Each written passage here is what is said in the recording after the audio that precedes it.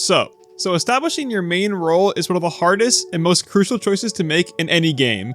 Figuring out where you're going to spend most, if not all of your time for the duration of progress isn't always easy. You are not by definition forced into having a main role by any means, but most players in general just find themselves growing faster by narrowing down their play to not only one role, but a few champions in that role. Hopefully with the basic knowledge of hero abilities, this guide can solidify where you plant your feet at the starting line for December 6th. And even if you have no hero knowledge, hopefully this guide can expressively show you what the 3 roles and Marvel rivals have to offer.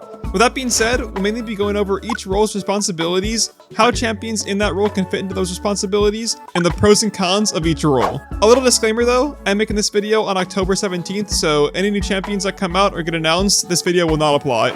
So to start us out, we got the Vanguard role. The Vanguard role offers incredibly unique forms of play with diving heroes like Venom or peeling utility like Magneto. Venom brings the pressure, disruption, and pick potential, while Magneto offers peel, shielding, and frontline for his team. Both are incredibly tanky and assist their team in different ways, but if you're not looking for somebody on each side, there are champions like Thor who can do them both, offering strong escape for diving deep, knockbacks for peeling, disruption for diving, and frontline for peeling. None of the champions, including a juggernaut like Thor, feel weak because of what their kit at the end of the day has to offer. For the pros in the Vanguard role, I'd say the uniqueness offered is incredibly generous. It's fun to be able to switch how you play based on your team's needs instead of having to switch champions completely.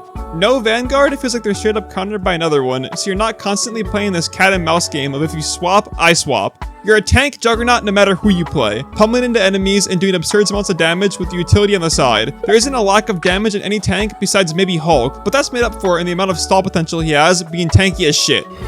Lastly, you just feel impactful. It's nice to finally have a role in the game, and when 6v6 being added back, you're not forced to be a slave to a strong DPS. You have options to swing, jump around the backline, play like a maniac because the second tank's there. Some cons, you have to be on the same page as your secondary tank, always. That doesn't mean you have to switch the champions you're playing, that means you have to mirror their energy. If they're going in, stay back, peel. If they're peeling, help out, go in, disrupt, make some plays, be vocal. It's a con because most players don't like being vocal. If you see high elo Vanguard players play, they'll call their cooldowns, initiations constantly. I'm gonna slam their backline. Slamming now. The next con is you can't die. As much as this sounds like main character syndrome, your job is the most important for actually being able to walk up and play the game. You don't have the leisure of turning your brain off for a moment. If you're not always having a plan in mind, you're usually trolling. You are the foundation of the team, and if you are not finding yourself making the plays you are setting up in your head happen, then you have to find another way to make it work. 9 times out of 10, Vanguards will be the playmakers just by causing or diffusing chaos.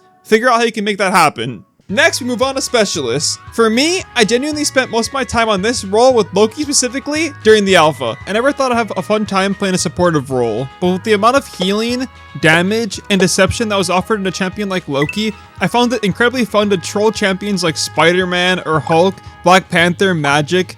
Anyone who jumped in, just dove, teleported on top of me. It was so fun just to give them a run for their money, teleport around, go invisible, put up my giant runic shield. They had no chance ever, and then whenever I got a chance to sit in the backline and heal, it was immense healing. It made me want to try out every single specialist there was to offer. But to my surprise, it was the same feeling. The champions aren't super hard, but the amount of power they offer without being stupid, dumb healing bots, it made me enjoy them 10 times more. While 100% still the easiest champions in the game, you'll feel rewarded by keeping your frontline alive while juking duelists whose only goal is to shut you down. Some pros. You have a fairly easy game plan. Find your team, heal the ones with red dots on them. Nothing should ever deviate you off that plan besides staying alive. A small plus is you'll pretty much always have your role open. It's not a huge pro, but when you're climbing the ranks, if you're proficient enough in more than one specialist, you're guaranteed to always get your role and get your champion at least. The last pro is, believe it or not, you have a lot of potential. You can make incredible plays with your ultimates, revives, or straight up raw CC. You'll cancel numerous abilities like Venom's swing or right click,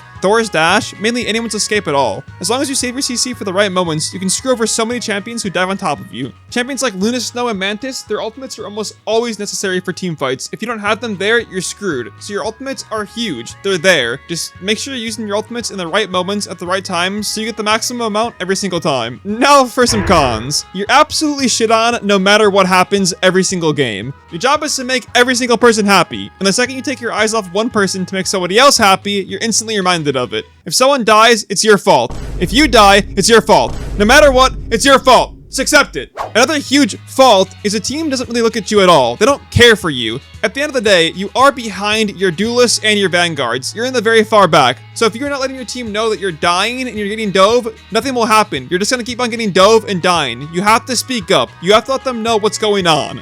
No one will turn around. No one will look at you. You will not have anyone's attention unless you speak up. The last con is make more. With this unique role they brought in, I hope heroes don't fall into this blanket healing champion role. I wish it would offer more abilities like shields or portals for the specialists to make them feel less like ultimate heal bots. With the destruction in the game, the utility can be endless. There can be like an Ebony Maw type character with a Gmod phase gun who can pick up debris, use it as a shield. You can just do so much shit with debris in the game because there's destruction. It's insane. We don't need these healing bots that shoot lasers across the map. Boom, healing ray. We don't need that. We don't need another healing ray. Please, give us utility. Give us stuff that make specialists supportive, but not support.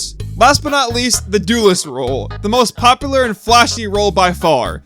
The Duelist role grants you a whopping 11 champions to choose from. That's not including the Psylocke and potential Moon Knight. Another 2 champions, one who's been announced and the other one who's been heavily teased. Duelists are incredibly squishy, but offer immense amounts of raw guaranteed damage. These main character syndrome heroes are by far the most skill expressive, whether that's in aim labs with Hela or Punisher, or practicing your Spidey swings. There's room for anyone to showcase their version of talent when they put the grind in. Finding assassinations at the right angles and random picks on flying heroes never felt more satisfying. Duelists by far lay out the most amount of DPS for a good reason. You find yourself always being the star of the show as long as you're doing your job. Though you have huge responsibility, your damage makes up for it by far.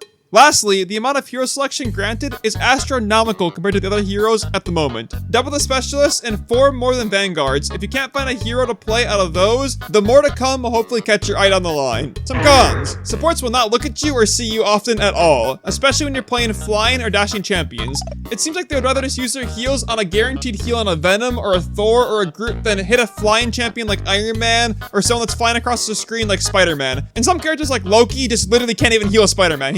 It can't happen, bro. It cannot happen. My biggest tip for diving champions, whether it's a duelist or a vanguard, would be locate all the healing packs on the map. Just make them your best friend. 9 times out of 10, it's faster to find those packs than waiting for a healer to heal you. DPS in this game feels way more counterpick heavy than any other game. It genuinely feels like a champion like Scarlet Witch was designed for Spider-Man or Black Panther, with how her primary attacks perform and her huge ball of CC. I know we need champions to counter other ones, but with that being said, if diversity is not your strong suit, you will struggle. At the end of the day, the team needs to be able to stand on a foundation, which is the tanks. If they are constantly dead, where do you stand? It's a rough reality, but some games are not going to be winnable, especially on the role that relies so much on teamwork. You cannot always be the playmaker, so adaptation and healing packs will be your best friend.